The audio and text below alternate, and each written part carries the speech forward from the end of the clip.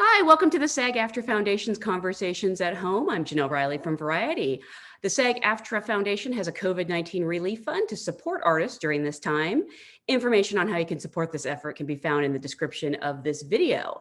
And now it is my pleasure to welcome today's guest. He is a Golden Globe winning actor, an Academy Award nominated writer, and currently starring in not one, but two of the best movies of the year. Please welcome Sacha Baron Cohen. Thank you so much for being here. Thank you for having me on. Absolutely. Because this is an audience of SAG-AFTRA actors who watch these, I actually always like to start at the beginning and ask, how did you get your SAG card?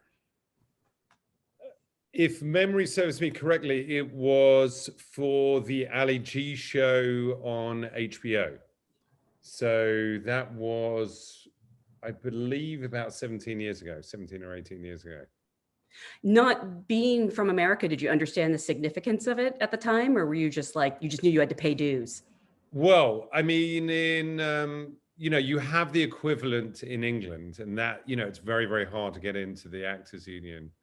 And it's sort of a catch-22. I remember in England, I was a waiter in a restaurant just after university.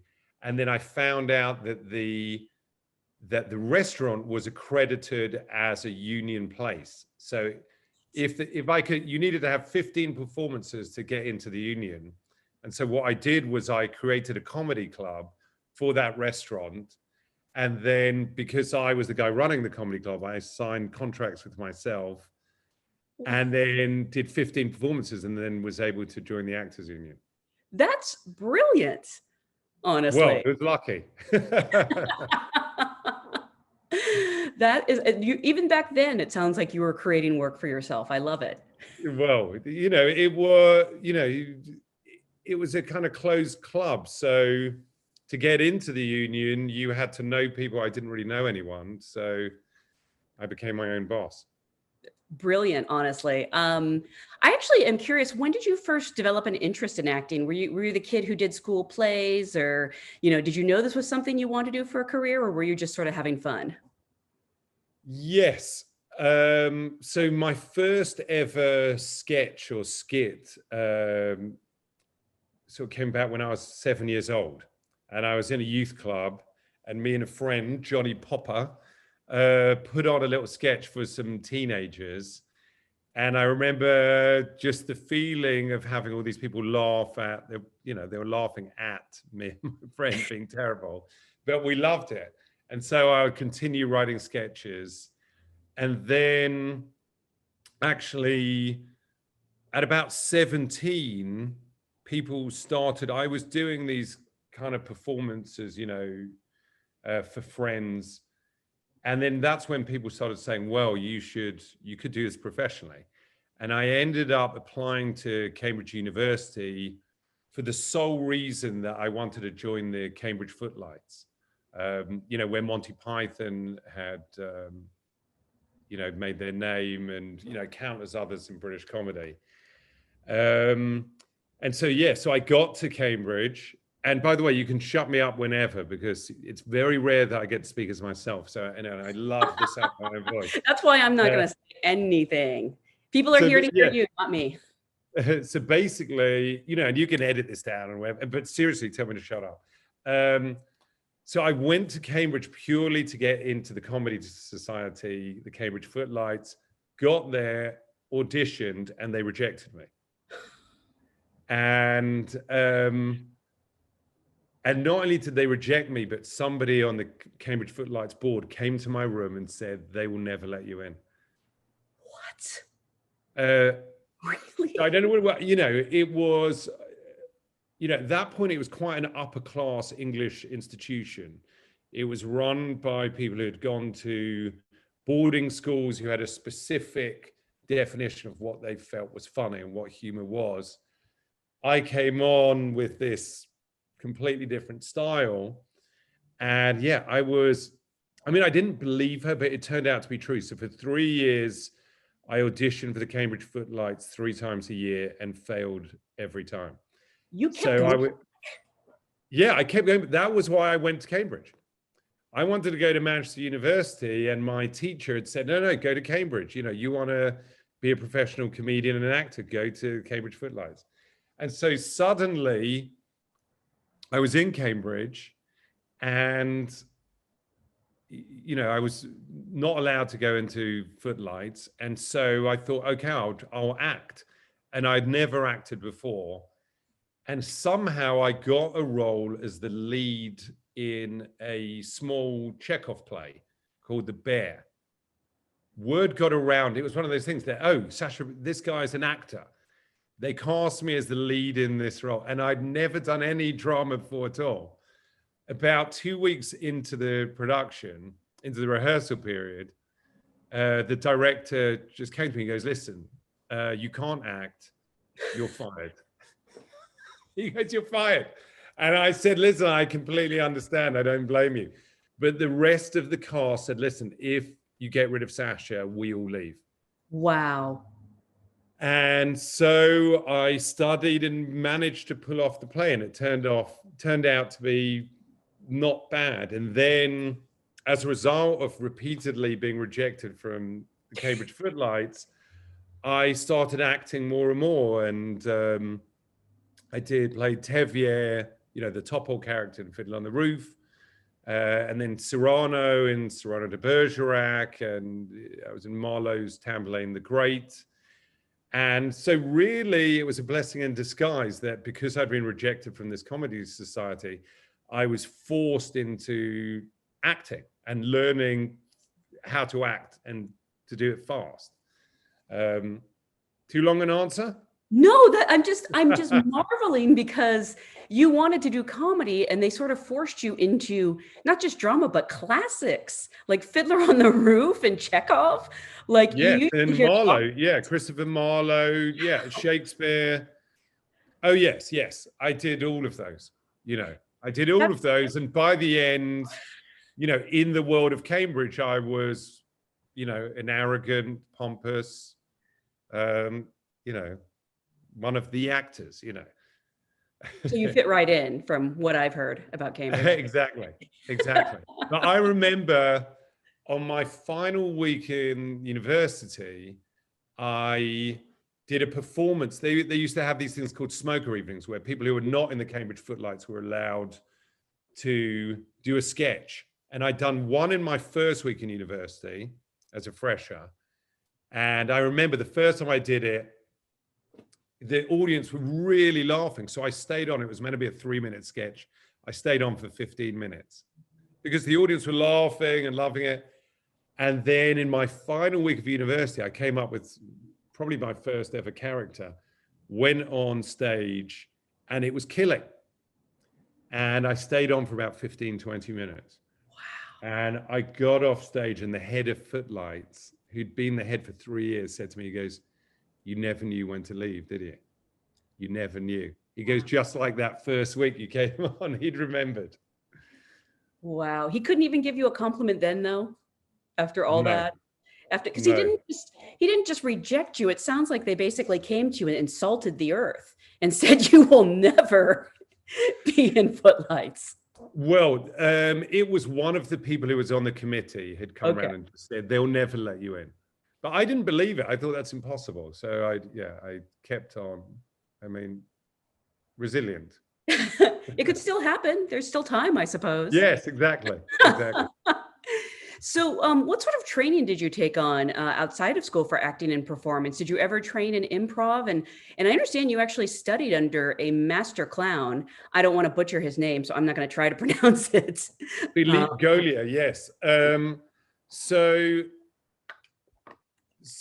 essentially, I came to it late. I got to university. I was forced into acting. I was thrown in at the deep end. I was suddenly the lead role in a Chekhov play. And obviously I was learning on the go, and they weren't acting classes. I was studying history, but spending most of my time acting. And in fact, one of my history professors once told me, he said, listen, I really hope that your history coursework isn't getting in the way of your acting. Because at one point when I played Cyrano de Bergerac, there are so many lines to learn that I decided I wouldn't be able to do that and study. So I took a semester off. I didn't go to any lectures, and this was my final year. And yeah, I took 2 months off studying so I could put in a good performance, which is probably quite silly. Anyway, so when I'm at Cambridge, I was cast as Demetrius in Midsummer Night's Dream, and I'd heard about this concept of the clown, and it's not like circus clowns, but clown, the idea of being the humor of being a complete idiot, essentially, in its very basest form. I probably should have described that in more of a flowery way. No. So I'm playing Demetrius, and I had an idea, which is that Demetrius, when he wakes up from his spell, I decided to put on a red nose, and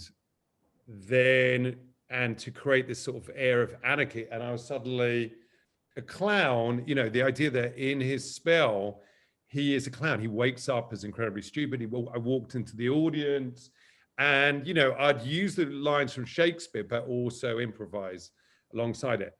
The audience loved it. And I'd heard about this guru called Philippe Gaulier, who had just moved over from Paris, where he was the main teacher at L'École Jacques Lecoq. Jacques Lecoq was the great mime teacher, but also the great theater teacher in Paris. And this guy had moved over to London. So, and I'd heard about this thing, clown. I thought maybe what I'm doing is clown. So I went over and joined the school, L'École Philippe Gaulier, and to study clown. And people had traveled from all around the world, from Australia, Brazil, everywhere, to study with this guy. This was the guru in the world. And, you know, I go, great, I'm going to learn clown. Get there, and day one, they say, oh, the clown course is in 4 months' time. So I started off, the first course I did there was melodrama. And he teaches very specific forms of acting. So this was an 18th century form of melodrama. So, you know, it's theater. It's a theater course. It's completely theater. So you do an action, and then you look to the, I think it's called the fourth gallery, which is essentially, the concept was that the actor is playing for the people who can't afford the expensive seats. He has complete distaste for the aristocracy in front of him. And everything he's doing is for the fourth gallery, the poor people who can't afford the normal seats. So I did melodrama, and then the next course I thought, great, is it clown now? And he said, no, it's Buffon. Oh my God. The Buffon, he's one of the few people in the world that teaches a course called Buffon. And again, shut me up if this is getting boring, but okay. No, so I'm just amused that you kept trying to do comedy and they kept shoving you into melodrama. Yeah, the fate was stopping me from being a comedian. Fate was trying to turn me into an actor. So Buffon is a fascinating and, again, really obscure form of theater.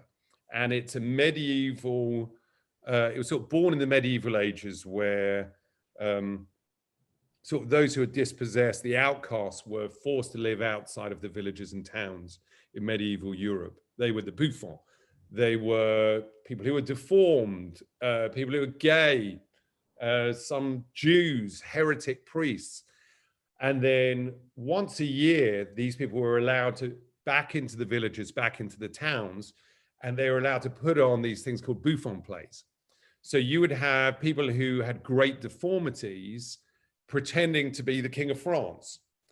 And the idea of the Buffon, it was an early form of satire. It's quite nasty. Yeah, I basically studied it. It's a very, very bizarre course. You use deformities, you know, he chooses a deformity for you. Wow. So you either have a hunchback, or, you know, you have a bit of your, you know, swelling in a certain part of your body, some deformity. Do you remember what yours was? I had a huge bottom. a I don't know. That's massive, not necessarily a deformity. yeah, it was massive. It was huge. I mean, it made it difficult to walk. Exactly. It's very appealing now, and many people actually pay money to have that. So, yes. So, and then eventually I did clown. And at the same time, I was studying physical movement with this also legendary teacher called Monica Pagnot. She had trained this fantastic theater company called Théâtre de Complicité. They were huge in England and France and toured around the world. They had a completely international cast. And my aim during that period was to join Théâtre de Complicité. So that was the dream, can I join Théâtre de Complicité? Incidentally, I later tried out for them and failed. They didn't have someone come and tell you though that you would never be allowed in though, did they? No. So it's an improvement. Yeah, exactly. And then eventually I did clown. I studied clown and I loved it. And then I found out that what I had been doing in university was clown. Mm-hmm. And so I'm still in touch with Philippe Gaulier. I called him last week. Everything that I do, I run by him and say, what do you think? He's not so good. He's a bit shit, your character is not lovable, So actually, the accent that I used in Talladega Nights was based on him. Really? Does he love crepes? Sorry? Does he love crepes? He does not. He likes a little bit of Sancerre, but no crepes. So that's it. I mean, that was the official training, and then the unofficial training is just everything I've picked up along the way from other actors. So how do you go from that to, it feels like you've always from the beginning created characters and written from yourself. Was that how you like to work, or was that sort of out of necessity you were creating work for yourself? That was probably out of necessity. So I left Cambridge. I had a huge ego. We all assumed, the actors there assumed that would come out and would be stars of the West End. I get out of university and I'm unemployed immediately. No one will have me. I'm going to auditions. I'm rejected by everyone. My accent it's not, the Queen's English, but I have a tinge of an accent. I'm from Northwest London. So for the classics, I'm not being hired for those. And then, there are, tens of thousands of actors in London trying to get work, and I couldn't get anything. And so I basically moved into being a TV host. Mm. But what I really wanted to do, I wanted to be an actor and I wanted to be a comedian. And I thought, okay, let me work as a TV host. And what I'll do is I'll create characters that can respond to what's going on the TV show. And obviously nobody really wanted me to do that. But I wanted it to, I knew what I really needed from all of this was a show reel, because it was hard to survive. I was on, government aid, and I was supplementing it secretly with a bit of cash in hand being a waiter. And I couldn't sustain that, and I thought to myself, okay, I'm going to give myself 5 years. Can I earn enough to, get through the week, basically? By the end of 5 years. And it was looking like I wouldn't be able to. And so I managed to get this very tiny cable TV show with a viewership of literally about 80 people. And started coming up with characters, essentially. And is this where you sort of developed the Ali G, Borat, Bruno combination? Yes, so bear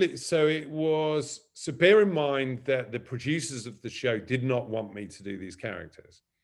So this was something I found this guy who was one of the editors of the Ealing comedies, and he was one of the great editors, and he'd fallen on hard times, and he'd been put on this cable show with me. He was 60 years old. He was incredibly knowledgeable. And he said, listen, let's just go out before each show, which was live. You know, the show was at 4 p.m. He goes, let's go out at 2 o'clock and shoot a film. And then I would shoot with him, and then he would edit it from, you know, in the hour that we came back. And one time I went out with a kind of early form of Ali G. And for the people who haven't seen it out there, Ali G is a kind of wannabe hip hop gangster rapper, but he actually is a middle class boy from a suburb of England called Staines-upon-Thames. So I went out with this kind of early form of Ali G. And again, you know, there's only an hour that I can go and shoot. And I had a skateboard. My name was Jocelyn Cheadle-Hume. And I wanted to be a rapper, but really I was a kind of upper class, rich kid. And so I've got a little costume and I've got a skateboard. And suddenly I see some other skateboarders. And I said to this guy, I said, you know, my director, I go, shall I speak to those skateboarders? And he goes, yeah, why not? And so I speak to them. I go, oh yes, come on. I do some skateboarding tricks. They start laughing at me. They're going, you're whack, man. That's so crap. Who is this guy? And after about 3 minutes, I look at them. I go, hey, I'm just putting on a character. Oh. And they were surprised. And I realized, oh my God, they believed this performance. They believed this ridiculous character. Suddenly a tourist bus turned up. And I looked at the director and I go, shall I? And he goes, nods. I jump on the tourist bus. He follows with the camera. I take over the microphone. I go, yo, this is Jocelyn Cheadle-Hume. I start rapping. We go over London Bridge. We get off. I'm in a pub. I'm on the floor. I start breakdancing in the pub. They call the police. I escape from there, run down the street.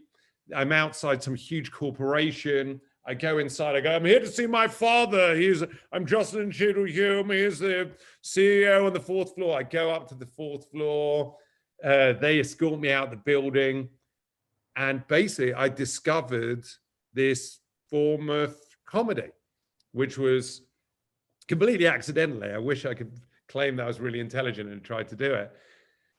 But I discovered this form of being a real character interacting with real people. You know, maybe someone else had done it in some other country, but I hadn't seen it. Came back completely invigorated. The director is sort of editing the stuff, and this was manual editing. You know, he's, you know, cutting literally with the buttons. There's no computers back then.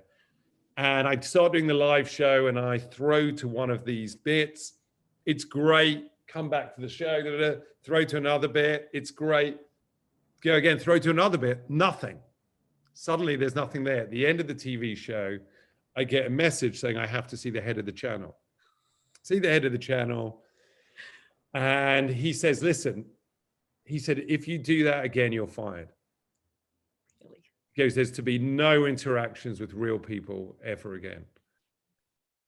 And I thought, oh, I'm onto something.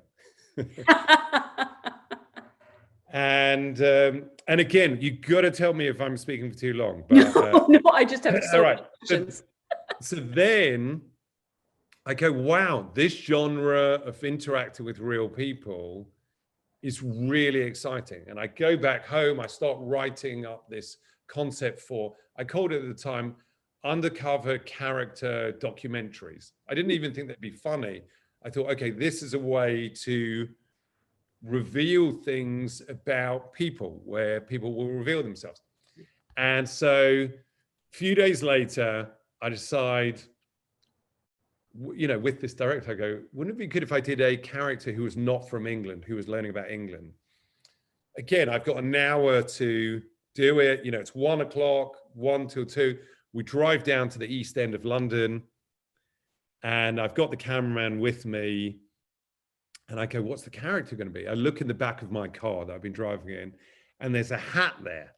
And the hat is from Astrakhan in southern Russia. I'd been in southern Russia on a disastrous trip a few years beforehand. I stuck the hat on, and it's this great Astrakhan hat, and it's, you know, it's meant to be worn up like that, but I pulled it down so it looked a bit ridiculous. And I borrowed a shirt from the costume, this cable TV place. Downstairs below it was a huge costume store from another TV channel.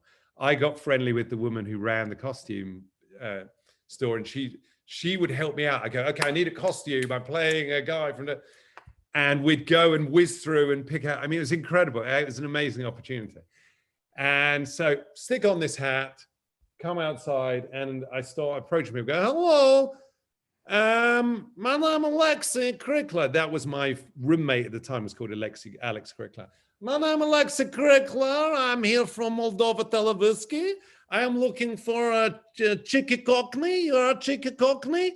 And you had all these people, I'm not a bloody cockney, you know. And yeah, please, you teach me how to play a spoons. And everyone believed me. And I thought, oh my God, this is really exciting. 2 days later, it's there is a rally to support fox hunting. So this is basically, there's a rally in Hyde Park. Basically, everyone there is a member of the upper class, and they are there to protest attempts by Parliament to ban fox hunting. I go down there as this early Borat character, and you know, I've refined the costume a little bit. I've got some silly tie, and I'm going around going, hello, I'm from Moldova Televiska. I am in my country. Sometimes we get criminals, we give them 20 minutes, we hunt them. You think you should do that here? And these people go, oh yes, I think, yes, that would be a good idea. You know, in my country, we hunt the Jew. Do you ever do that here? No, but it might not be a bad idea. So I suddenly realized that this was a way of getting people to reveal stuff that they normally would never say on television, because they felt, oh, this is in going out in Moldova. Who cares? I'll say anything. And they were revealing themselves. So, yeah, so came up with this idea of, you know, again, the TV hosting thing was no interest to me. And I thought, I came up with an idea and pitched it to Channel 4 at the time. Bear in mind, I was on this tiny cable show. I go, listen, I'm going to play this character, this, you know, foreign character, basically Borat. And I said, I'm going to live undercover for 3 months in a house with students. You're going to put secret cameras up, and I'm going to go and do reports during the day, and I'll live in the house with these people, and I'll stay in character for 3 months. And they said no. And bear in mind, this was before Big Brother. So, you know, I had this sense at the time that people wanted to see real people on television. So this is before reality TV, and there was a show called Blind Date, and it was run by a woman called Cilla Black, and it was basically young people finding love. And I saw that the audiences loved seeing real people on TV. They didn't just want to see actors, they wanted to see real people. And I thought, okay, I want to do this form of documentary or comedy where I can interview and be around real people, because the real people are the stars. People want to see other real people. And I've gone on for too long. Nope. You can always edit this down, please. Absolutely not. No, I'm dying to know where this is going. Well, I don't know. Well, you actually already surprised me, because I was wondering if with those characters, you really like sat down and built out a backstory and came up with like their whole family tree, and like really put a lot of thought into it. But it sounds like on some of these occasions, you just sort of found the voice in the moment and went with it. Yes, found the voice. I often found that a bit of costume would spark the character. Interesting. So yeah, so part of that, you know, going through that costume storeroom and trying stuff on and going, yeah, you know, suddenly the characters would come through the costume or the wig. But I mean, later on, you know, it became, as these became longer than 3-minute bits, they became completely 3-dimensional characters, and I would build entire lives for these characters. You know, the Borat you see and the Ali Gs you see, they have to exist as real people. So in the sense that if you're sitting with Ali G for 2 hours, you as the actor have to be ready to answer any question that the person you're with you asks. So where did you go to school? Where were you brought up? What do your parents do? Where did your parents, where were they from originally? Who are your best friends? What did you do this morning? Where do you sleep? You have to be able to answer any question. So does that Sorry. sometimes become a part of their canon? Like you'll offhandedly mention something like, you know, if maybe someone asks Borat if he has a daughter, and then suddenly you've spun this story about his daughter that, you know, becomes part of the character's history. Yes, exactly. Wow. Exactly. Because in the moment, you have to be able to answer convincingly any question asked you. And so, yeah, if I remember somebody said, well, who is in the West Staines, well, the Staines Massive? That was the idea of Ali G's posse. And obviously they go, what are their names? And I basically had to reel off the names of these 8 people and what they were like. And I did versions of my best friends, my actual best friends. So, you know, Jesse F was a guy called Jeremy Frankel. And, you know, I basically had to, you know, be on my feet and quickly think of these characters, essentially. But the worlds of these characters come from the text. So, you know, so for example, let me explain what I mean by that.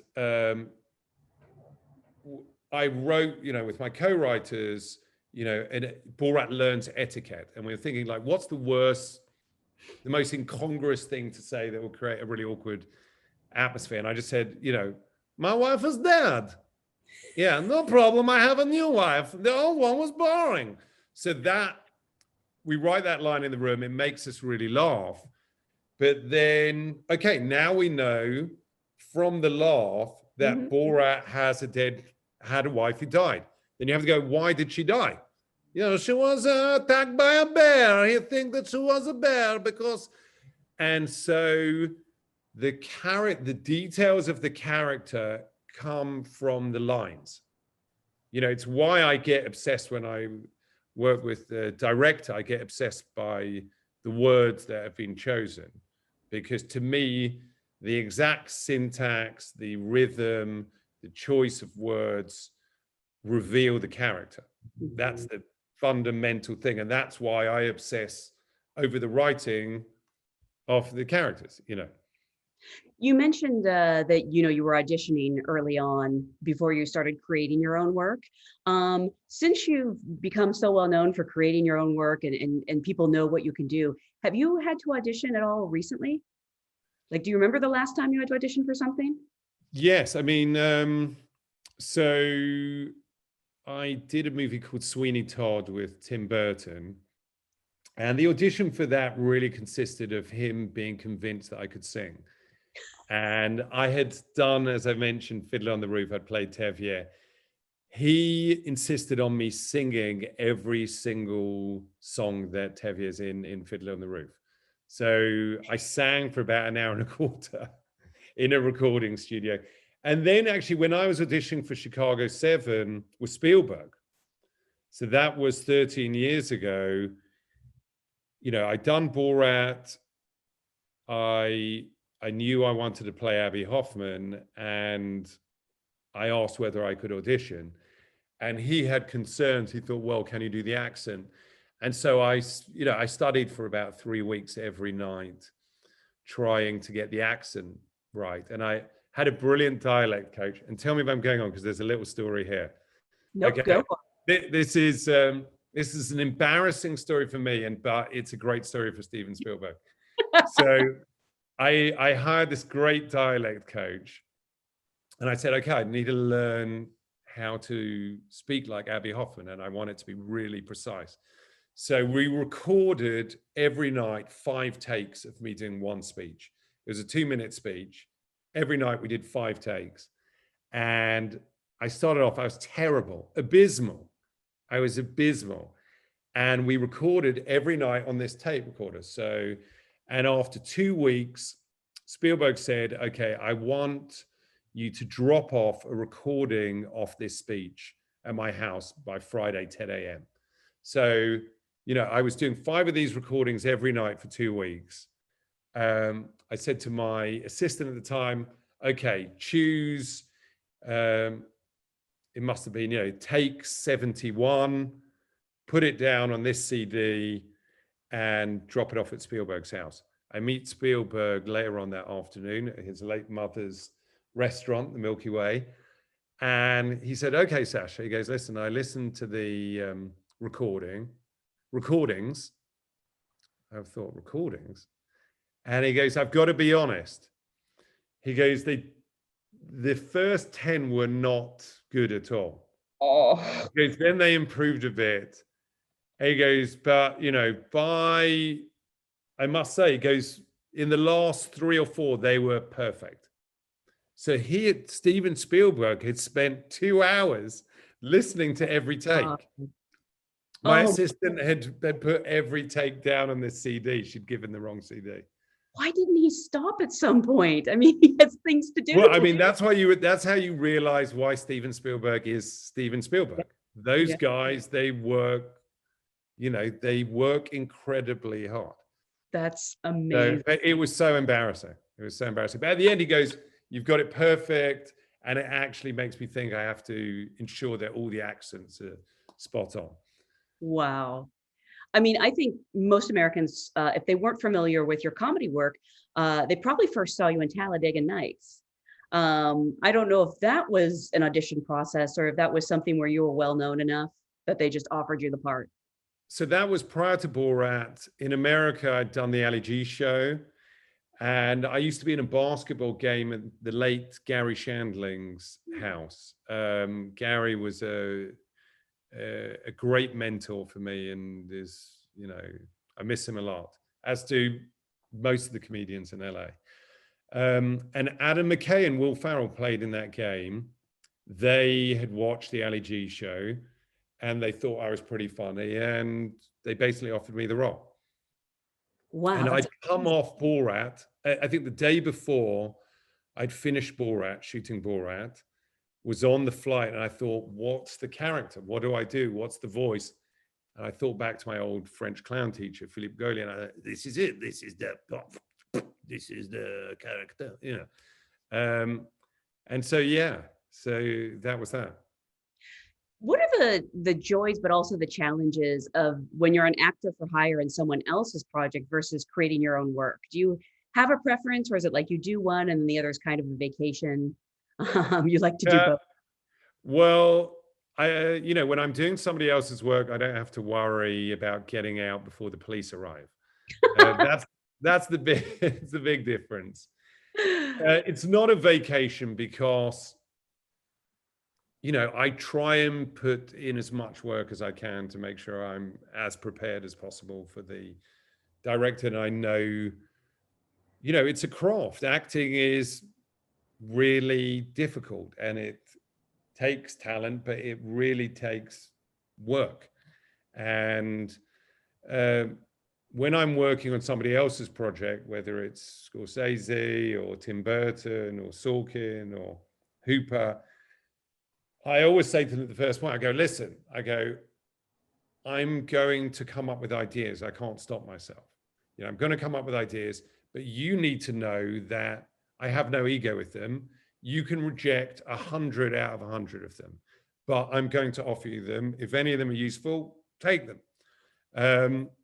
And, you know, that's, you know, once you really make it clear that you don't care if they reject everything, then it's great.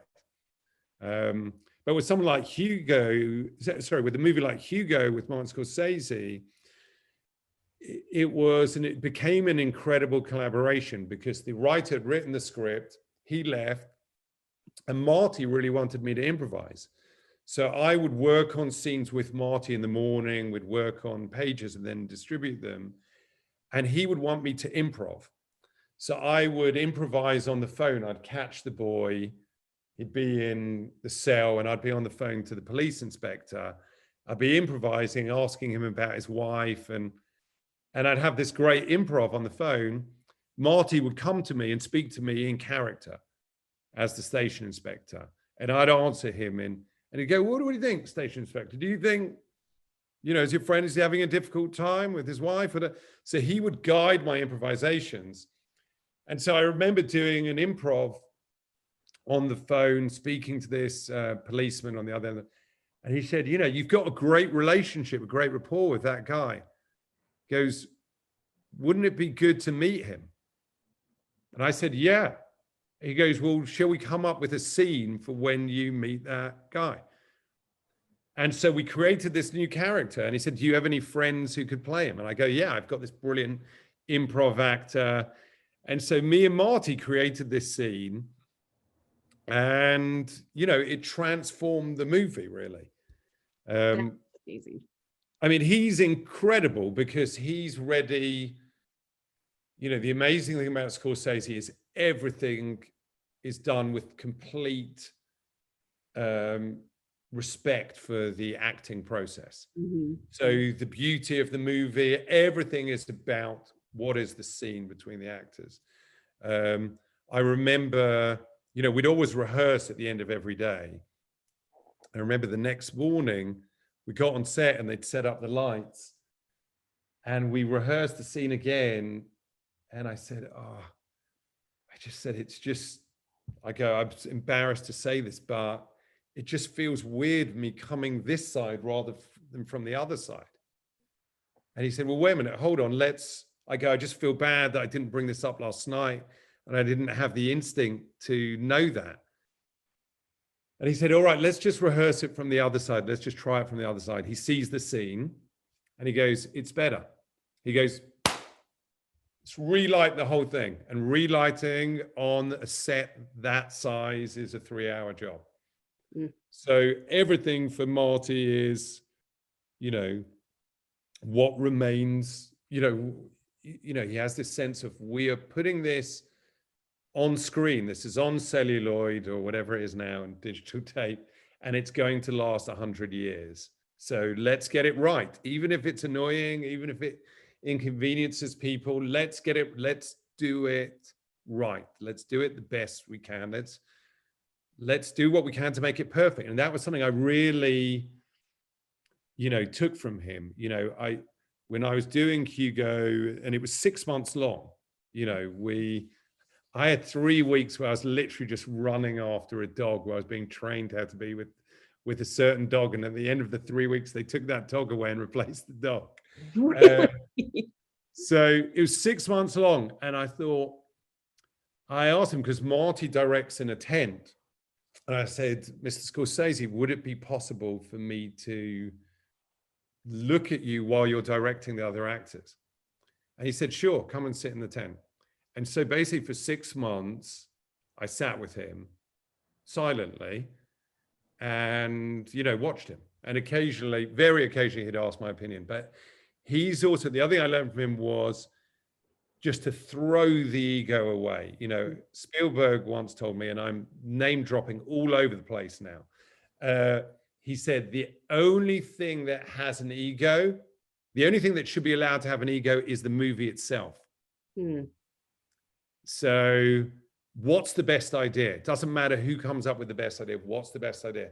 And I remember Marty, we were shooting a scene that I'd helped envisage, where I'm running after the kid in the train station and I run through a cafe and my foot, I dodge a cake and then I accidentally kick my foot through a double bass. And we're going through the scene and we've got all the crew around and we're just blocking it. And Marty looks to me and he says, in front of the whole crew, his crew, this is Martin Scorsese, probably the greatest ever director of cinema, notwithstanding Aaron Sorkin, and whoever else. In case you watch. Give homage to. And he says, he looks me in front of his crew and says, Sacha, how do we direct this? Where do you put the cameras? And I said, what? He goes, where do you put the cameras? How do you direct the scene?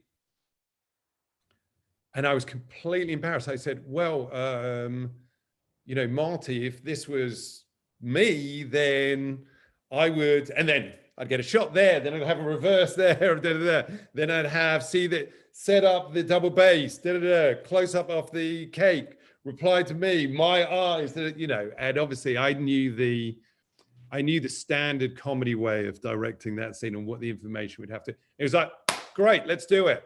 Those are the shots we need, let's do it. That's amazing. I mean, that's why he's Martin Scorsese, though.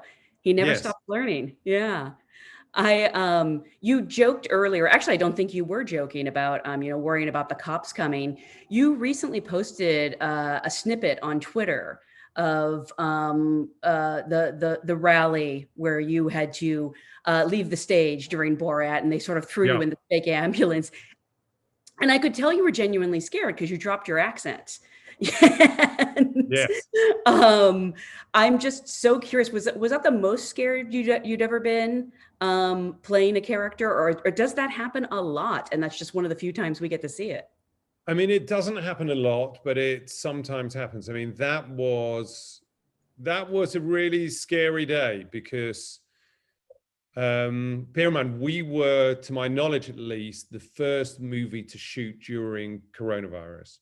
So, you know, at that time, if you cast your mind back to, you know, May, I think it was May, you know, you were scared to go out of the house. We'd just come out of quarantine. Quarantine had been lifted.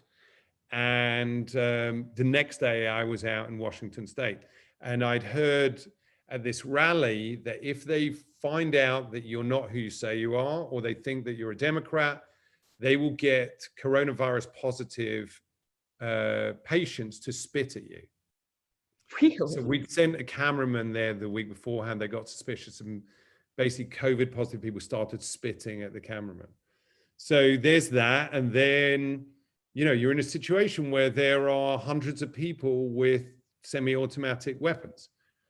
And I'm going to sing a song, and it will either go well or it could go badly. It could very easily go badly. It could rile people up. People could recognize me, which they did eventually. And, you know, so I decided, I was advised to wear a bulletproof vest in case somebody tried to shoot. And people during the rally did actually say, get off stage now or we're going to shoot you. So it was scary. And then there was the discussion of, okay, it's one thing wearing a bulletproof vest. What happens if a number of people start shooting at you, or somebody starts shooting semi-automatic fire at you? And so the security guy built an amplifier which was resistant to, you know, the caliber of, you know, it would mean that if there really was a lot of gunfire, I could jump behind that. Really?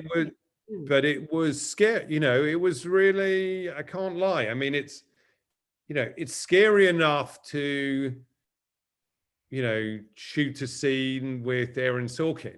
But if you have to remember your lines, remember to stay in character, try and think about all the, you know, emotions that you want to convey on screen and the changes in the scene. And then you're thinking, okay, also there is a chance that somebody might shoot me or shoot at me. It adds a certain layer of difficulty to the scene. It looks like also that somebody did get the door open at one point to the ambulance, and you were able to shut it again. Yes. So what happened was, you know, we had an escape route. People, you know, the people were trying to storm the stage for a while. They got increasingly angry. Eventually, a group of people stormed the stage. One of the people in that crowd went for his pistol, to pull out his pistol. Whether he was going to brandish it or shoot me, I don't know. Luckily, I had an incredibly brilliant security guard who grabbed the guy's arm and whispered to him, "It's not worth it, buddy," which is apparently what you need to whisper to people. But so I was lucky, managed to get into this ambulance, and we were ready to go. And then out of the corner of my eye, I see, just as the door's closing, I see the director, Jason Walliner, running. And he's being, there's a crowd of people with him, all these people with semi-automatics. And the security guard who's inside the ambulance says, let's go, let's go, let's go. And I know that I have to go. And I thought, is the director going to survive? Is he going to be okay if I leave him? I thought, probably is going to be fine. I'm looking at his face and I just said, keep the door open. We waited for the director, Jason, to jump in the car, close the door, and we're surrounded by armed people who are very, very angry with me. Some of them had threatened to shoot me already. And then, at one point, they pulled open the door to try and pull me out. And luckily, I was lying on the floor trying to hide anyway. And it meant I had the leverage of my legs. And I could use my legs to, pull the door shut. And so I was able to keep the door shut. But it was definitely very scary because in my limited experience of being in crowds when they're angry, that's when really bad things can happen because people lose control. It's the danger of riots, and I'd been in situations on Bruno where, they'd got potentially very violent and, a number of situations over the years, where you're really scared.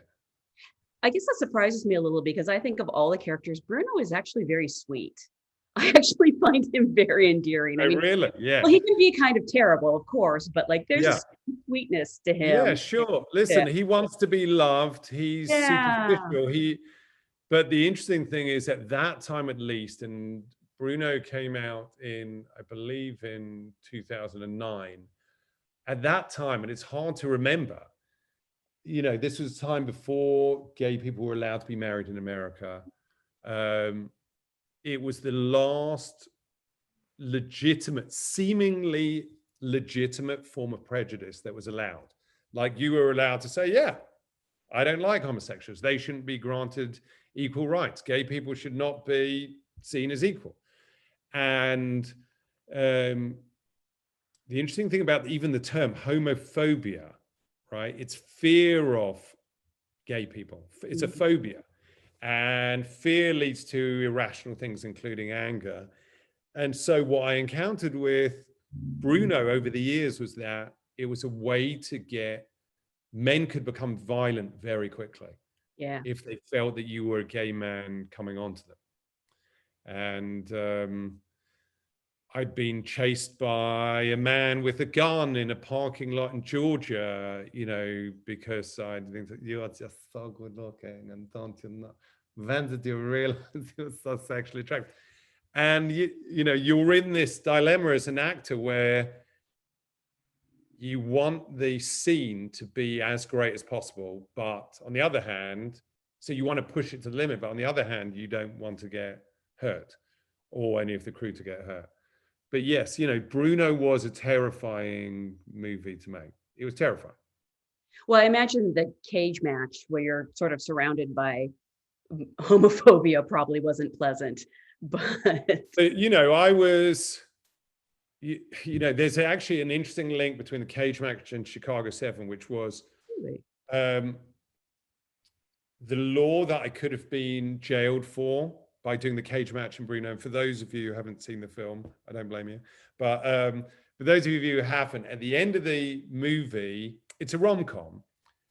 And Bruno realizes that he loves his assistant. And in the whole movie, he's been vicious to him and has treated him like dirt. And then in the middle of a cage match, in the middle of a fight where his old assistant comes into the cage, in the middle of the scene, Bruno, he's about to knock him out. And instead, Bruno kisses his assistant. It's a love story. It's so sweet. It is. It's a beautiful love story, and it was well conceived because it's the scene in every movie where they're in a baseball game, and it comes out and goes, "I love you," and it's transmitted to everyone. "I love you. Will you marry me?" She goes, "Yes," and the crowd cheer. But this time, instead of the crowd cheering, they get violent. And I knew, so I was essentially crossing a state line. I was going, if I didn't do it right, I would be crossing a state line to incite a riot. Yeah. Which is coincidentally what the Chicago 7 were tried for. So I knew, because I'd been involved in Chicago 7 with Spielberg, I knew about that law. And so there were about 15 different aspects of the law that I needed to know during my kind of lovemaking scene with my fellow actor, my co-star. It's like, I can touch his nipples, I can kiss his nipples, I can touch his buttocks, I can't put my hand near the crevice of his butt cheeks, I can nibble, So I had to remember the statute perfectly, so that during the lovemaking scenes, the idea is I start kissing him and then we start making out in front of this 2,000 homophobic men who had expected to see topless women and were instead seeing two men make out. And so, yeah, you're in the middle of the scene, and as an actor, it's interesting because you're engrossed and you're playing the reality of the scene, and it's deep, and you kind of convince yourself that it's happening. But at the same time, people started throwing metal chairs into the ring, and I'm making out with him and kissing him. And then I thought, if I lie on my back, then I can dodge the metal chairs. So it's this weird sort of duality of playing the reality of the scene, being completely engrossed in it, but being aware of the legal concerns, the security concerns, what the story needs. And that scene, and again, shut me up because I'll go on and on. This is the problem. This is the problem when someone gives no interviews for 22 years and then is allowed to speak, they don't shut up. You got 2 years to explain. Yeah. So, okay, but what happened was I got too into character. Bruno, who's this gay Austrian fashion reporter, had basically gone into denial and transformed himself into this uber straight guy called Straight Dave. Who is he, man? Straight Dave! And basically the crowd started booing me at one point. And then I got too into character and I said, okay, yeah, any of you guys want to battle me? You come on, you cowards, jump in here. I'm going to kick the shit out of you. And we had security around. I thought no one's going to be able to get into the cage. At one point, I see this huge beast of a man stand up and start running towards the cage. He grabs one bit of the metal, another, and he does a flip and lands inside the cage. And this guy's a man mountain. He's clearly a trained fighter. And I'm in front of him. And he's going to fight me. And I cannot fight. I'm actually very weak. And it was terrifying. I had a trapdoor. I ran out the trapdoor. And my co-writer, this guy called Ant Hines, runs up to me and says, "What are you doing? Get back in there. Finish the movie. Go back in there, finish the movie, kiss, Lutz, the co-star. Let's do it. Let's finish this movie." And I said, I think I'm going to be really badly hurt. He goes, "Just go in there. Come on, just do it." And I said to the security guard, I said, "Poke your head in." I go, "If it looks like I can get in there without leaving on a stretcher, I'll do it." And this guy pokes his head in. He goes, "Go, go, go, let's get out of here." And we ran out of there because it was turning into a riot. Wow. And then we drove through the night through Arkansas and did the same thing the next night. Wow. But it was a little bit like the Blues Brothers because we had to inform the police because there was potentially a riot. There would potentially be a riot. So there were about 30 members of the local cops there. It was like the end of the Blues Brothers. And they'd said, if you break the law, anything that you do, if you break the law, we're arresting you. So it was like the fear of getting beaten to death, the fear of getting arrested. And then above all, you want to make it a great emotional climax to the movie. You want, the scene has to be great. You know, above all, that has to be, the main thing is the scene, the scene, the scene. You know, I was thinking about, obviously, because all of your films, they're so subversive in using comedy to make points. In some ways, we have these things called eat your vegetables movies, where like you sort of sneak in messages when people aren't looking, and it's mostly important to entertain. And so I was thinking a lot about comparisons to Chaplin and obviously The Great Dictator, which you know, was such a historical work of satire. And I've said this before, that I think the new Borat film, like it can earn as many Oscar nominations as it wants. I really want it to win Best Song. But I think you deserve a Nobel Prize for some of the things that you put yourselves through and you sort of exposed. And I do wonder where you sort of find that line of like, you know, the story you just told about the rally could be a movie in and of itself, but we don't even know any of that. All we know is a really funny, well put together scene where a guy sings a funny song on stage. You know, and I do sort of wonder, like, what's more important, you know, this subversive message you're trying to get, or the movie that you're making?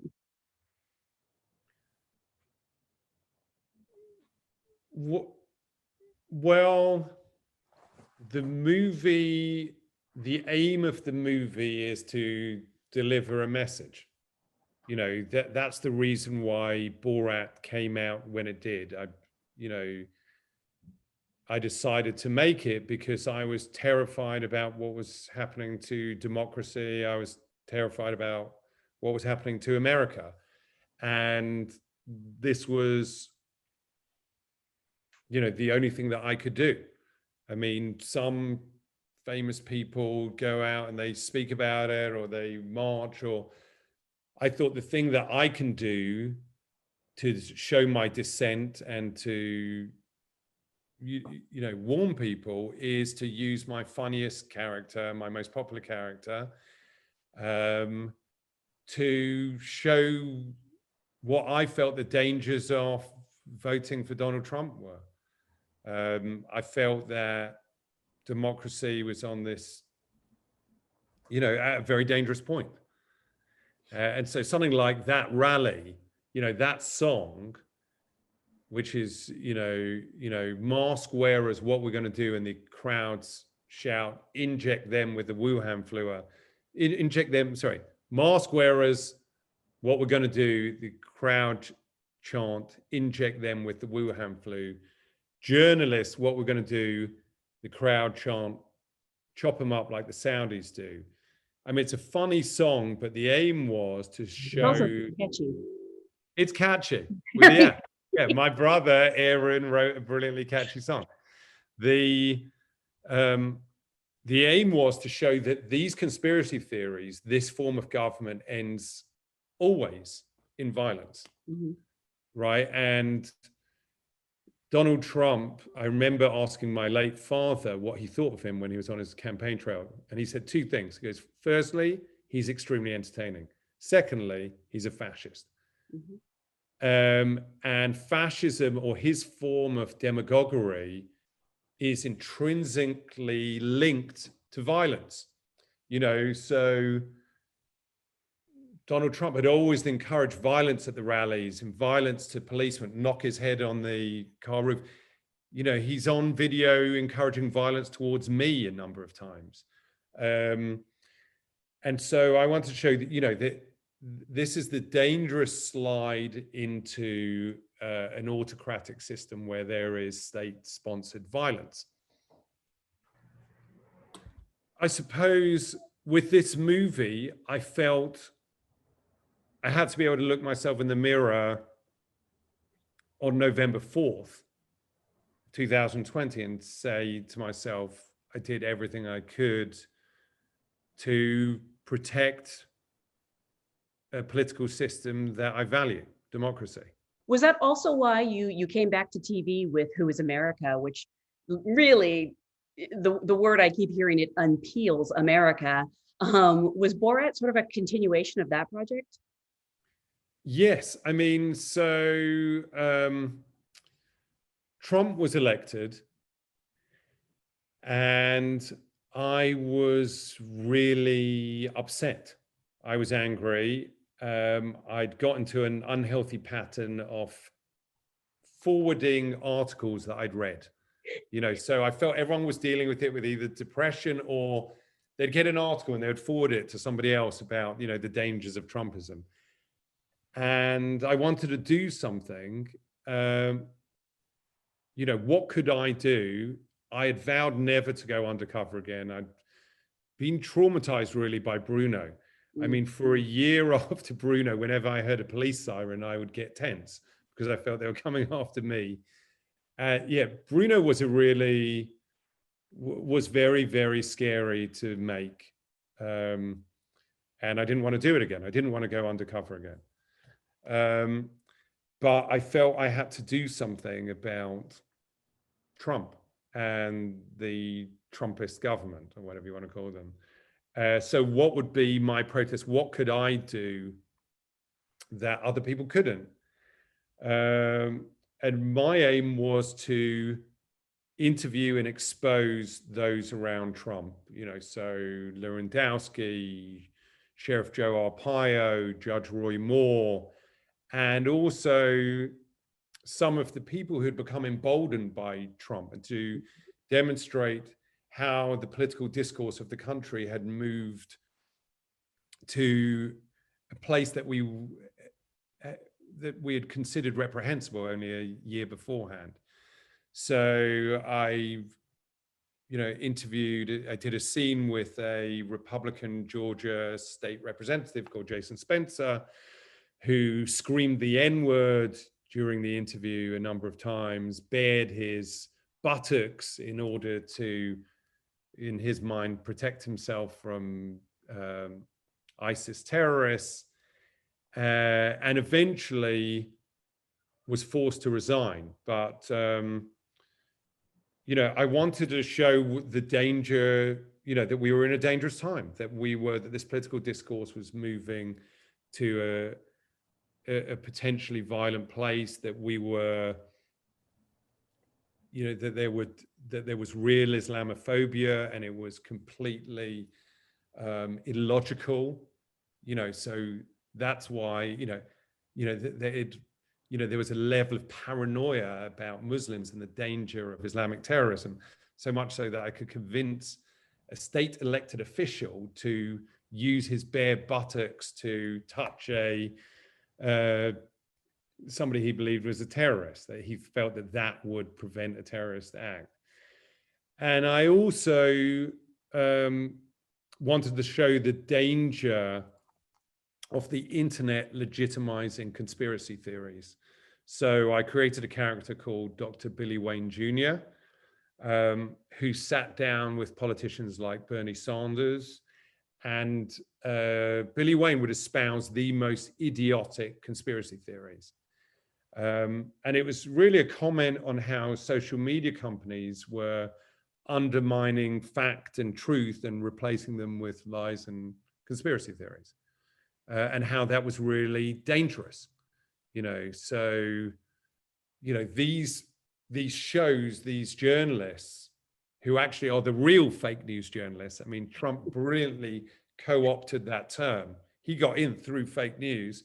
He then, in an Orwellian manner, co-opts that term and uses it as a weapon against legitimate journalists. So these fake news journalists, or conspiracy theorists journalists, or essentially liars, were, due to the internet, given as much legitimacy as respectable news organizations that had won prizes. And so, yes, it was a comment on the danger of that as well. I mean, I know you must take it really seriously, because as you previously mentioned, you don't often speak as yourself, and yet you came out, might have been the first time I'd really seen you speak as yourself for ADL's Stop Hate for Profit. Yes. Talking about Mark Zuckerberg and all these people who say they're doing as much as they can, but clearly aren't. I mean, was that something that you wanted to do? Were you anxious to speak as yourself? Or was it just, No. yeah. Sorry. No. No, I have, spent most of my career trying to avoid speaking as myself. So I think the first 8 years of my career, I didn't say a word. It was all done as LEG, as Borat. I tried to avoid all interviews. I did one for Rolling Stone 14 years ago. But no, I've tried to avoid things like this as much as I can. I didn't really see a benefit. I personally didn't want to become famous. I wanted the characters to become successful, but I didn't see any benefit in me, Sacha, becoming famous. And also I didn't want to be a person who's pushing their views on other people merely because I'd been on television or on the movies. I felt there was no correlation between the two. What gives me the right to tell other people what to think, merely because I've been successful in a medium that was created recently? So normally comedians would, they used to have inflated pig's bladders and run around the royal court and bonk people on the head.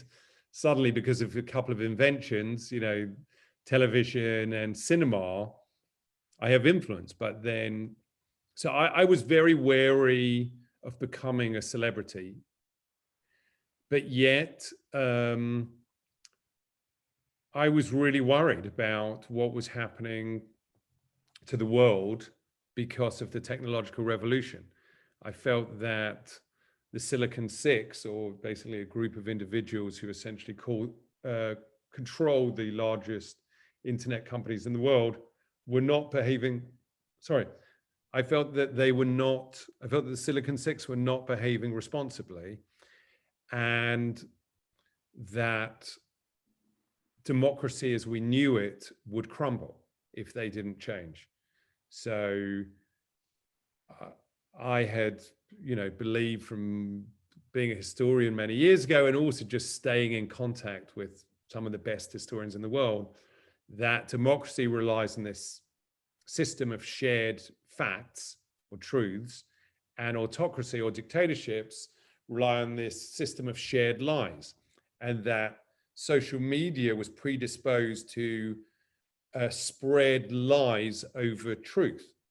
So it was predisposed to undermine democracy, because conspiracy theories were far more interesting than boring facts. To say that celebrities were actually raping kids in a pizza parlor in DC, it's far more interesting than the boring truth. So, and the business model of these companies like Facebook meant that they were all about engagement. And so you could engage your audience more if you fed them fantastical stuff. And so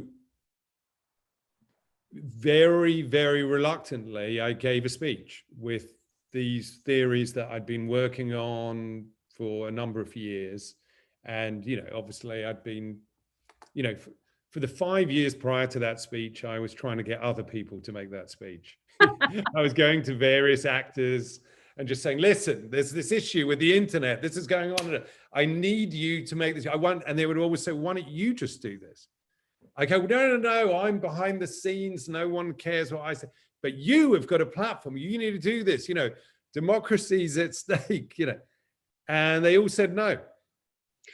And eventually I was the only one who didn't say no. What I wanted to ask was the amazing actress that you discovered, Maria Bakalova, who plays Borat's daughter. I think she's the discovery of the year. Incredible. She was familiar with you as a dramatic actor because she had really only seen The Spy. Yeah, and she's like, I was just too young. I just kind of missed Borat when it first came out, and she, obviously went back and saw everything else. But I thought it was so interesting because The Spy and Trial of the Chicago 7 back to back are two really compelling dramatic performances. I don't know if you were making a conscious effort to look for dramatic roles, or you just respond to whatever interests you, and do you prepare differently when you're stepping into not only a drama but real life stories?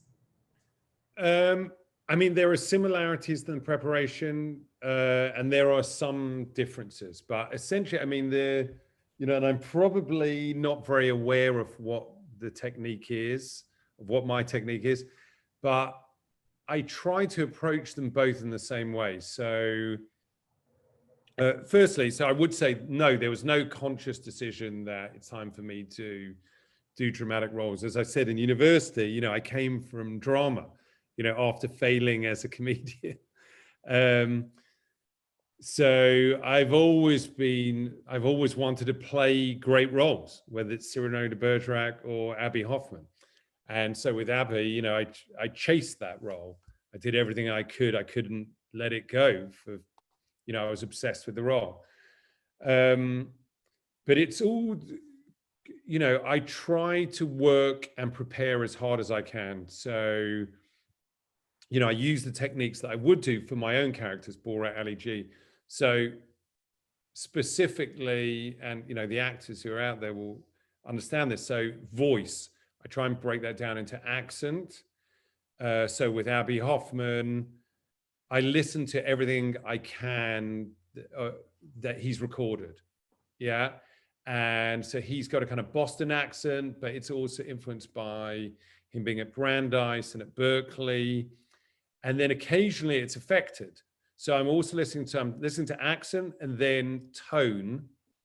And what I mean by that is, so for example, Abbie Hoffman, the more I listened to him, I realized that his pitch changed when he was in a public environment as to when he was private. So there's not much video of him being in private, but there are some things. But when he was in public, he'd sometimes actually jump an octave. He's almost shrieking, screaming. Then there's Abbie's rhythm. So I listen to the rhythm of the way he speaks. And again, so what's really interesting about Abbie is that, as you said, he's an attention seeker, but an attention seeker for a reason. He's trying to get the attention in order to achieve his goals. And so he's very conscious of when he's in front of a camera or in front of a judge or in front of a journalist. And so I was listening to how the rhythms changed, and he has a kind of stand-up rhythm. He was very influenced by Lenny Bruce in his, public performances. And so I sort of listened to the rhythms of Lenny Bruce and tried to draw comparisons. So that's the voice. So accent, tone, intonation, rhythm. Then there's the physicality. I'm half a foot taller than Abbie. So how do I convey Abbie Hoffman while, not having a similar body shape to him? And so, from I try to get my hands on all the footage there was of him, try to see what he was doing with his hands. How does he walk? You see that kind of loose, gay abandon and how he walks. He expresses himself through the ease of his movement. Then costume. So when I first met the costume designer on Chicago 7, she presented some fairly, just a range of costume ideas. And I didn't want to go with any of them because I said, let's have a look at Abbie's actual costumes and see what that reveals about Abbie. And because he wasn't a person who was just casually putting something on. I go, there has to be a reason why he's dressed as he is dressed. So we recreated, basically everything I wore was a recreation of an outfit that he'd done. So one of the ones that they used in the movie was him wearing a judo belt, judo outfit, and he's wearing a hard hat, a workman's hard hat. And the costume designer was saying, well, do we need the hard hat? It might be a bit much. It might be a bit silly. And I thought, no, there has to be a reason why he's wearing this hard hat. It can't just be him being silly, him being a clown. And then I read Steal this book. And at the end of one of the chapters, it said how to dress for a demonstration.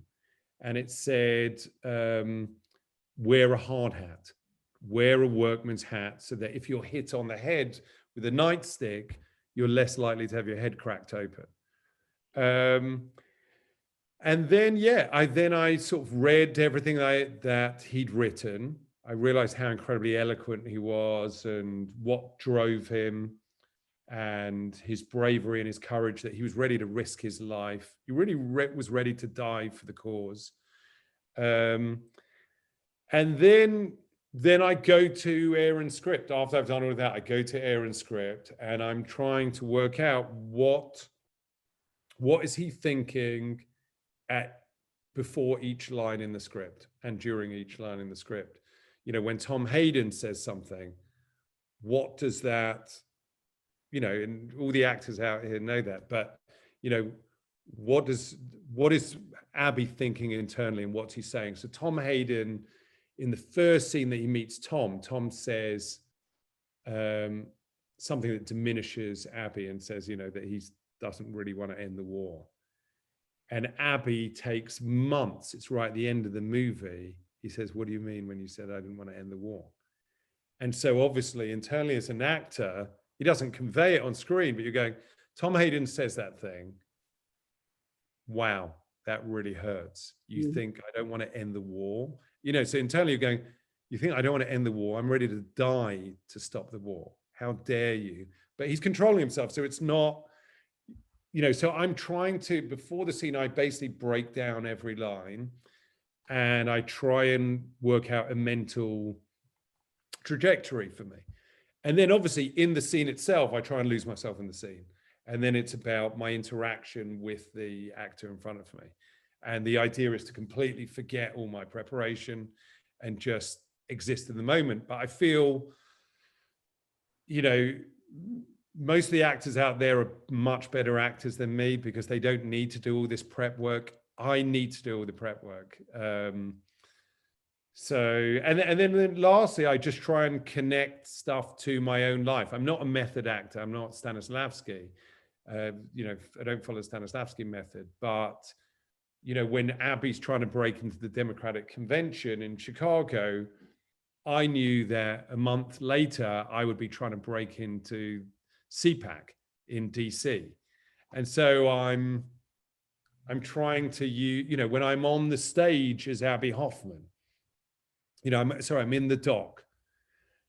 You know, as Abby, I was terrified about it. And I thought, oh my God, I'm about to speak as myself at this Anti-Defamation League event, you know, and I'm going to try and come off as vaguely intelligent. I'm going to try and say stuff that I believe is important. And then Abby is suddenly not the Joker. He's going to, you know, make the case for the Chicago 7 and why the war should be stopped. And so I try and find connections between myself and the character. So that's it. But it's basically a lot of, I wish it was easier. And that's part of the reason why I don't do much, is that I find it really hard to act and I need to prepare a lot for it. But luckily on, you know, stuff like Chicago 7 and Hugo and Les Miserables and Sweeney Todd, I've had the privilege of being surrounded by some of the best actors in the world. So I've worked with Sir Ben Kingsley twice. And I mean, the actors on, you know, Eddie Redmayne and Frank Langella, I mean, the actors that I was surrounded with on Chicago 7, I mean, it's a masterclass. So I'm observing the other actors. I'm looking at their methods. I'm trying to learn, you know. So the first Borat film was nominated for screenplay, and you've sort of touched on the writing process of these films. But what I really want to know is, when you got the idea for Borat 2 and you decided you were going to do it, did you always know it was going to have this feminist icon at the center of it and like this really sweet father-daughter relationship? I think some people were kind of surprised by how touched they were by this movie. Yes, is the answer. In that, so, you know, if we rewind, Trump gets in, I get angry, I make Who is America. It has some success, Who is America, in that a couple of people lost their jobs. You know, Rohrbacher didn't get reelected. Jason Spencer. It had some impact. I felt I had to do more. I decided to bring out Borat and bring it in time for the election, you know. And by the way, I want to say above everything is I wanted to make a movie that was funny as well. So, and particularly during coronavirus, people hadn't really spent 90 minutes just laughing. Mhm. So that was something I wanted. I obviously didn't know coronavirus was going to happen, but you know, the aim of making a funny movie is sometimes enough. You know, it's enough of a challenge and a desire. So, but I did realize, so I wanted to make the movie to come out a week before the election. And that was always the date that I had. And Trump is the most outwardly misogynistic president that has been in power for, I don't know, many decades. I mean, previously when you've heard about misogyny, it's usually been slightly hidden, but he sort of wore it as a badge of honor. And so I felt that, you know, if there was a way of reminding the people watching this, and maybe this was, you know, overly ambitious and maybe it didn't have that effect, that hold on, this guy, you know, we need women to come out and vote now, otherwise he's going to stay in. So either we need women to come out and vote against him, or we need women who did vote for him not to vote for him again. So again, I wanted this to be a hilarious film, but I wanted men and women to come out of it and think, wait a minute, why am I voting for this guy? Or I must vote against this guy. Did we achieve that? I don't know. But as a result, I felt that the core of it had to be the story of the world's biggest misogynist, Borat, who becomes a feminist. Mm-hmm.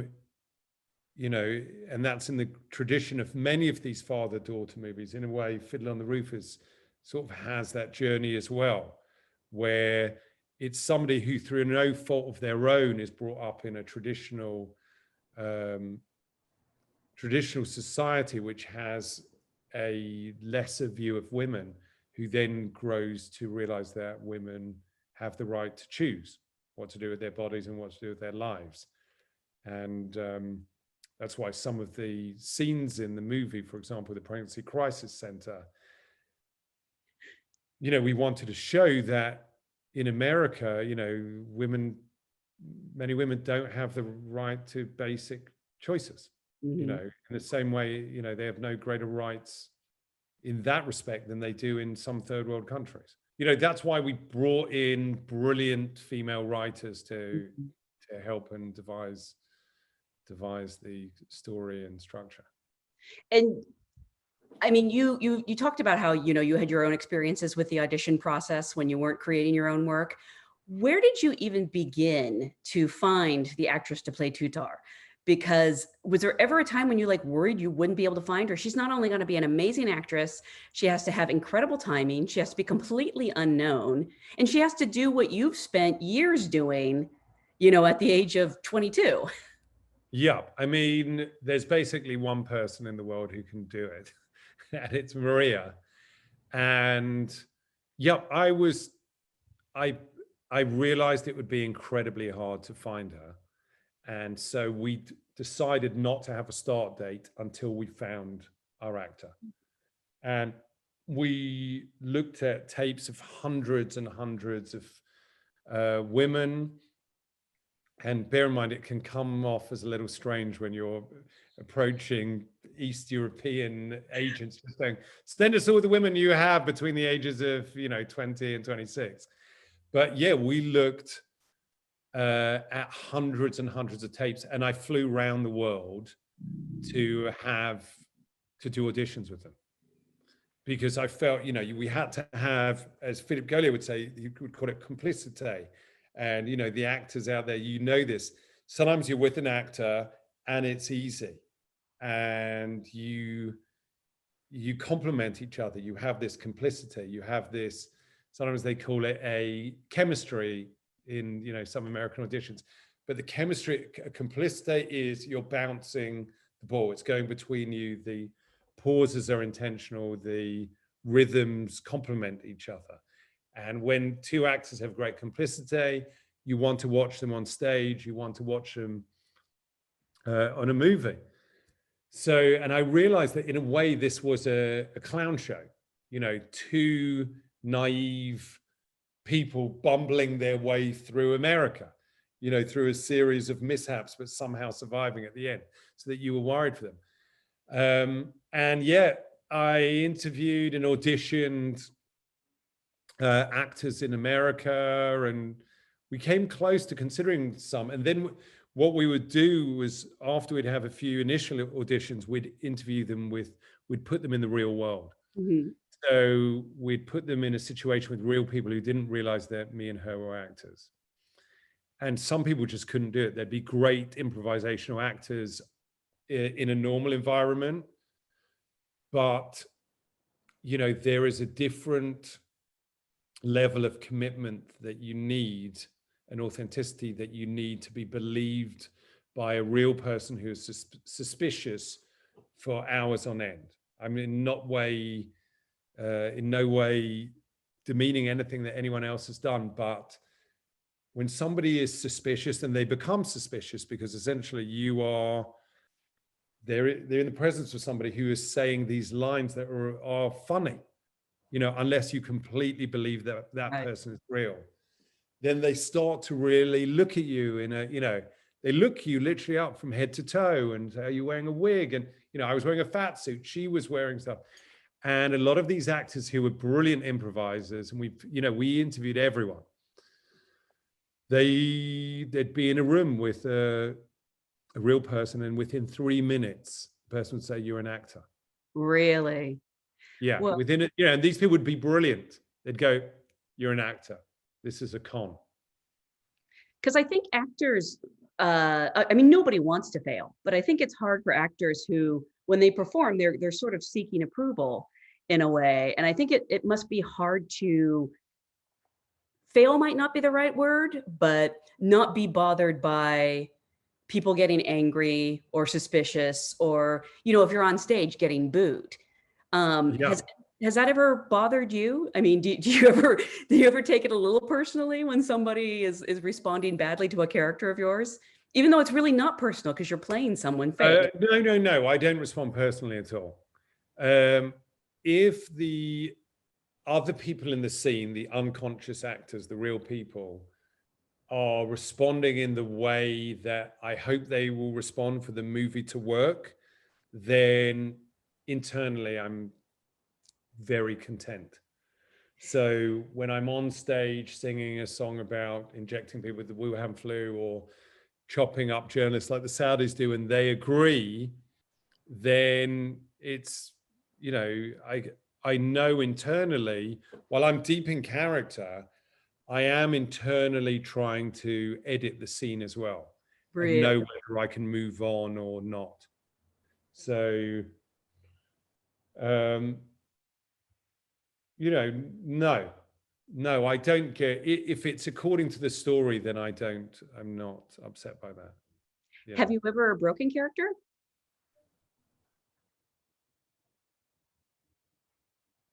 No. Really? Okay. I'm trying to think. I've been doing this for 22 years. No. The only time was that first time where, you know, I said to those skateboarders, Yeah. I didn't see the benefit of it, because, you know, this wasn't a prank show. This wasn't, hey, we got you. You know, these were, you know, we were trying to reveal things. Sometimes people were upset with what they'd revealed about themselves. And we knew that if they complained, they could stop the thing from getting on air. So no, I didn't. You know, I remember, and again, there are so many stories and you really should shut me up, but I remember doing Borat once in Sedona, and the police had been called because I was simulating masturbation. Sorry, say those words together for everyone. And the police had been called to me, and the rest of the crew had gone, and I was hiding in the car, and suddenly 2 police cars came, and I pretended to be asleep. The policeman came over to the car, knocks on the window, and the crew's, somewhere else. I'm alone. I pretend to be asleep. And this is the first time I'd ever had any interaction with an American cop. And he told me to get out, and he said, what's your name? I said, my name Borat Subsequent. And he goes, what just happened? We just got a call that you were simulating masturbation. Will you tell us what happened? I go, I was touching my khram. And he goes, what's a khram? My khram, the manhood. And I'm pointing to, he goes, okay, I understand. And then anyway, it was a long, the policeman questioned me for a long time. And afterwards, I told the crew after he'd left, and he said, why on earth did you stay in character? And I had no idea, really. I don't know. Do you have your passport ID? No, it is in the Kazakhstan embassy. I don't know.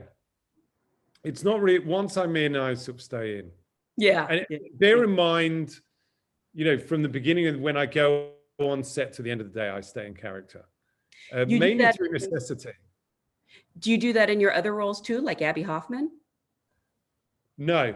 Abby, I decided not to. So I decide at the beginning of each movie what I'm going to do. Oh. So with Abby, I had a kind of intermediary thing. Again, because I'm not Stanislavski. That's not, with Borat and Bruno, it's done through necessity. And Here's America, where I'm concerned that somebody will overhear me speaking in my accent, somebody will use the wrong name. So for me, it's the safest thing just to stay in character, even if I'm talking with the director or the writers. But for Abby Hoffman, the idea was between every setup, then I'd go out of character. In between, during the setup and the takes, I'd stay in character.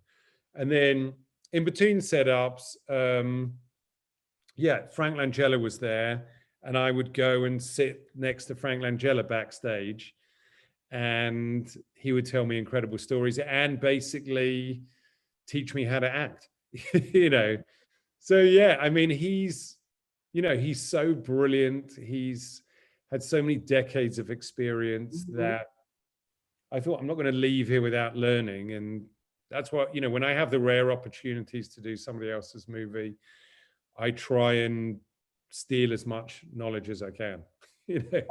Have you read Frank Langella's book? No, but I heard it. Well, he's told me some of the stories. They're incredible. Yeah. He does not hold back, but he waits until people die before he writes about them. But then, he lets loose. It's fantastically entertaining. Yeah, but also he was just, it was the Frank Langella School of Acting in that, I was with some of the greatest actors in the world on Chicago 7. I'm a guy who, while I've been acting for a long time, I've done relatively few movies. I've only really done Hugo, Les Miserables, Sweeney Todd. I don't know. There's only a handful of movies that I've done, so I'm pretty inexperienced. And these are, some of the greatest and definitely the most experienced actors out there. And so it was quite intimidating. So to have someone like Frank there to guide me was really, really useful.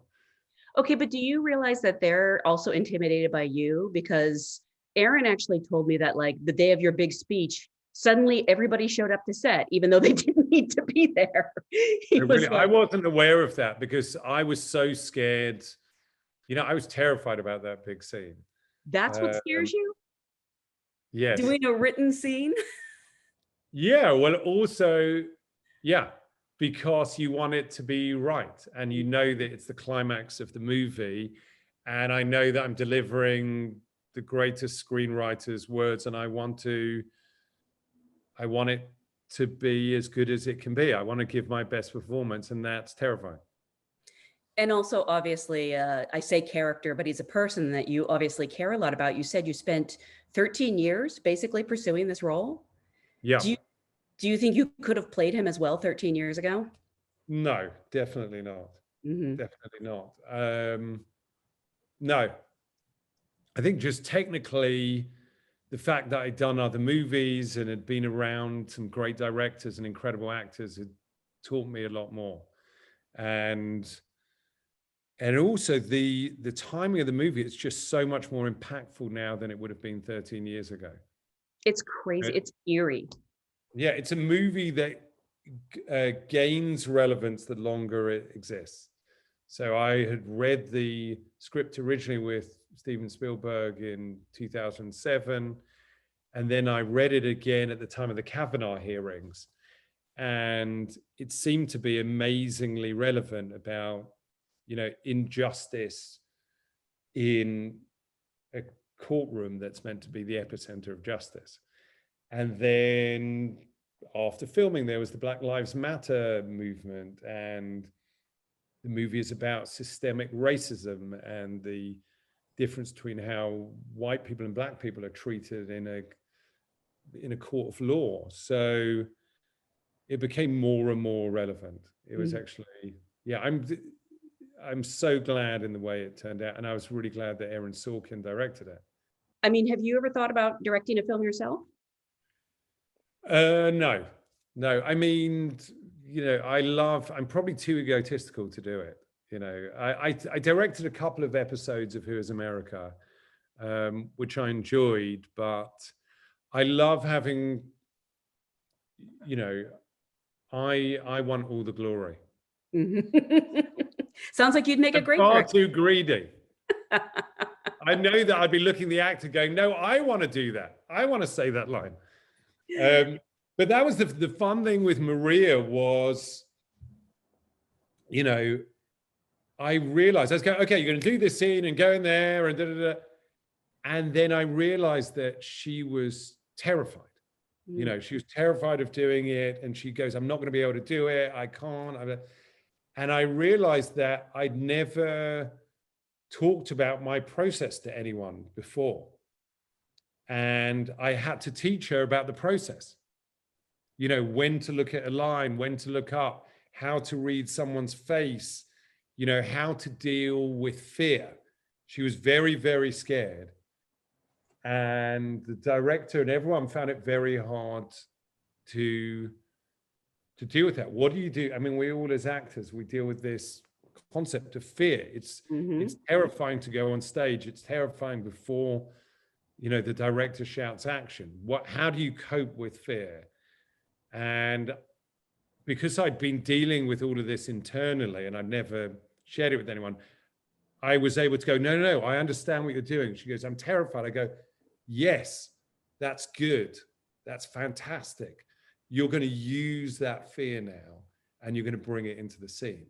And it's going to give you incredible energy. Don't try and convince yourself not to be scared. We're going to use that. That's going to give you amazing force in this scene. You're going to do the scene, you're going to be great, but you're going to use that adrenaline you've got now. And so it was really interesting for me to be aware of my own process by telling it for the first time to another actor. Do you think that's why you're more comfortable talking about it now as opposed to when you would never really talk about it before?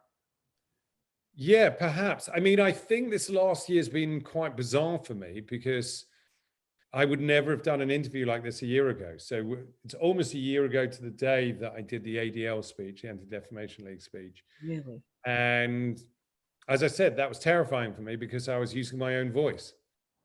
And so it's easier for me to speak as me. And I still hate it, don't get me wrong. I love how Borat you're extremely nice, so it makes it a lot easier. I'm just trying to play it cool. Well, you played it well. You've been helping a lot. Thank you. No, I just think it's funny that a character like Borat is making people grow in so many ways, including its creator. But people who are seeing it and seeing like QAnon guys, explaining conspiracy theories to Borat, like, and you, like you said, you give people the opportunity to show who they are. You don't try to trick them into pretending to be something they're not. And some people like, is it Gen Z, the babysitter? Janine. I mean, like, you see, she's just an angel. Janice, That's it. I thought there was an S in there somewhere. Yeah.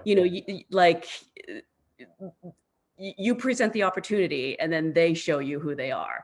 And Yeah. she's just so lovely. Like the world has fallen in love with her.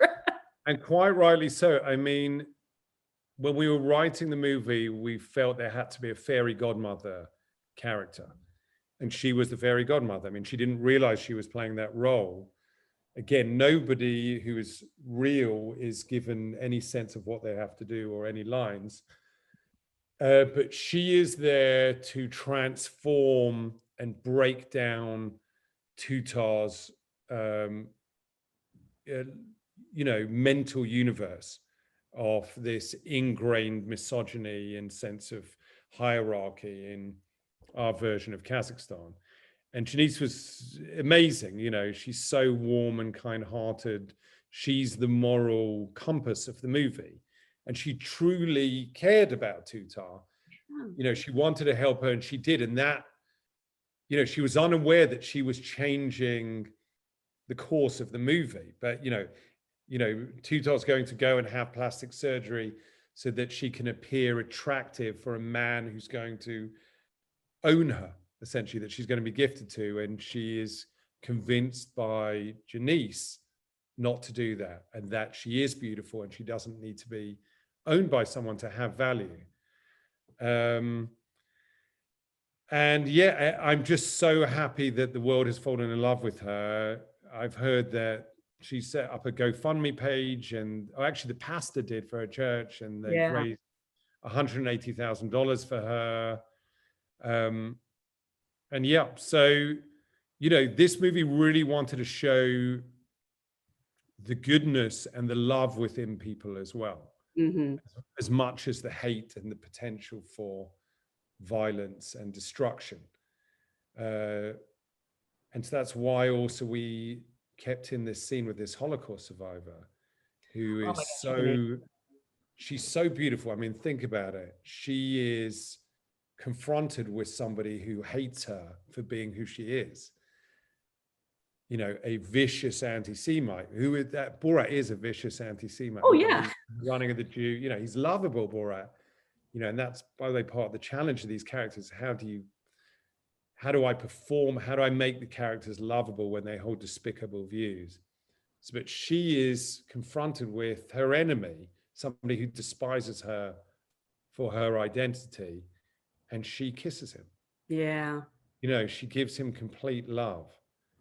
And carried horns and has long fingernails on top of everything else. The fingernails were the best touch, actually. Oh, incredible. But she was incredible. It was amazingly powerful. We dedicated the movie to her memory. Love that. Yeah. Yeah. This is why I keep saying, like I said before, you should get the Nobel Prize, not just the Oscar. Although somebody was pointing out that between Trial of Chicago 7, starring, producing, writing, and having a song in Borat, you could get 5 Oscar nominations this year just for yourself. At least. That's where we need to start. No, listen, it's never, it's wonderful that people are even talking about that. It's never, the aim has always been not to win awards or get recognized. The aim has been to do the best that I can and to, to make the best scenes and to make the best movies that I can do and my team of incredibly talented people can do. And to do that, we take personal risks. We travel around the world. We sometimes have the risk of arrest or getting hurt or getting COVID. But we, for whatever reason, me and my crew of people, we want to put these things out there. Maria said the sweetest thing, which was, I asked her if she was ever scared. And she said the only time she actually got scared, she always felt safe and protected. She said, you had the scary stuff. The only time she got kind of scared was the Rudy Giuliani scene, and not for the reason people might think, but because he called the police. And she was like, I was afraid we were going to be arrested. And then I realized, even if we were arrested, I'd still be with Sacha, so it would be okay. Yeah. Yeah. That's nice of her to say. Little did she know. No, Yeah, it was the first time, I've obviously become accustomed to leaving hotel rooms in a rush and having had the police called. So I was, I ran through it beforehand with her. I said, if we need to go, this is what you're going to do. You're going to come with me, you stick by my side and we go, and this is the route. So I wanted her to be as calm as possible by having walked through that scenario beforehand. So yeah, I mean, I felt paternal to her, actually. Yeah. I wanted to look after her, and I felt, I mean, what an amazing journey for this actress that she left Bulgaria for the first time. She traveled to America. She was suddenly went on this adventure. And in the middle of all of it, she was isolated during coronavirus. I mean, it's an incredible story. The documentary of her year, would be incredible. So I did feel I had to, I felt responsible as a producer and as the person who'd hired her, and just as a human being, to make sure she was okay. So I know awards aren't the end game, but if you do win the Oscar, can you push another old woman off the stage? Of course. Because that is Of my course. favorite bit of all time. I Yes. love to show it to people with no context, and every single time they fall for it. Oh, really? Yes, Yeah. yes. So that was at the BAFTA Britannia Awards. Yeah. So But voters, you heard it here, an old woman will get pushed off the stage if you give me a... I remember that. Now, the only reason I ever did that, I don't know if people watching this have seen it, was my late father. So I was being given this award called the Charlie Chaplin Award by BAFTA. My dad calls me up, my late father calls me up and says, I'm coming out to LA. I was like, why? He goes, I want to be there. You're getting the Charlie Chaplin Award. My son's getting it. I'm going to be there. And I said, don't come out. It's no one's really heard of the Charlie Chaplin Award, but at the Britannia Awards, it's not. He goes, the Charlie Chaplin Award. I was a Chaplin fan. I'm coming out. And so I thought I'd better do something special if my dad's come all the way there. And yeah, we hired this incredible stunt woman. She's amazing. She was amazing because it's a difficult stunt, which is to fly off a stage while in a wheelchair and not have the wheelchair hurt you on the way down. And we had to keep the whole thing very secret. So we had to practice it a lot of times beforehand. And you got everyone in the room. They cut right to George Clooney's horrified face, which I just absolutely Well, love. the idea was I knew I had to sell it. And again, I think for those of you who've seen it, great. But those of you who haven't, It's online. I go on stage and I accept the award, and they've got the only surviving member of a Charlie Chaplin movie there, who's actually a stunt woman. And then I thought, I did a little shtick with Charlie Chaplin's cane. And I realized that I had to do it, well enough as if I've become like a shticky Hollywood guy who's, had to be good enough and bad enough to be believable that I do it. And then it malfunctions and the stick breaks. But it's a very precise, it's a precise stunt, that really, because if I push her the wrong way, she lands in the table, and you've got to make it appear to be real. So did your dad? There's a lot of work. There's a lot of preparation, unfortunately. Did your dad appreciate it since it was all for him? He had a bad heart at the time, and I said to him, I go, listen. Just before I went on stage, I go, listen, I'm going to push. I whispered to him, I said, I'm about to push an old woman off a stage and she's going to land about 6 foot away from you. I go, do you understand that? He goes, yup. I go, so don't be shocked. That's what's going to happen. He goes, okay. And then, yeah, he was still quite surprised. That's amazing.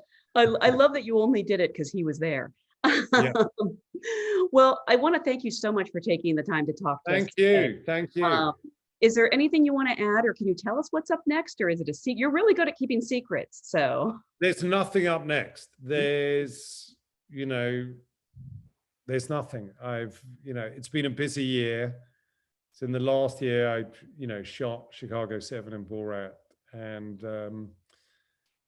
I want a break. And the And good just news Donald is, Trump is out, and I want a break. Yeah. yes. And the good news is both those movies are available right now. You can see Borat on Amazon.